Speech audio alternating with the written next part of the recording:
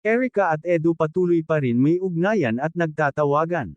Bago natin ipagpatuloy ang maikling reaction video na ito, hiling ko lang na tapusin ang panunood nito para malaman ang nilalaman nito, at kung bago ka pa lang sa munting channel na ito, paki-subscribe naman. Maraming salamat.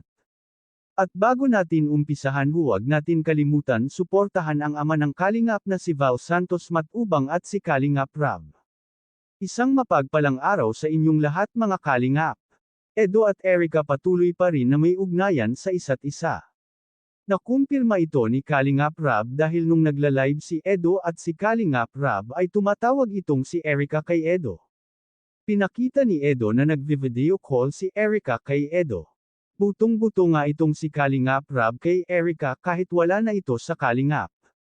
Dahil magaling daw itong magluto at maglinas ng bahay. Kahit nga tuluyan nang nagwakas ang Edrica, ang pagkakaibigan naman ni Edo at Erica ay hindi ito nagwakas. Magpahanggang ngayon ay magkaibigan pa rin silang dalawa.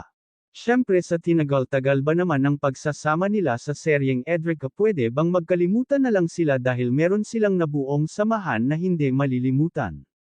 Magpahanggang ngayon ay patuloy pa rin natin hinihintay si Erica dahil marami ng viewers ang naghihintay sa pagbabalik ni Erica at sobra na nila itong namimiss. At maraming viewers pa nga ang nagko-komento na namimiss na nila ang seryeng Edrica dahil sa serye daw na yun ay natatanggal ang kanilang pagod at problema.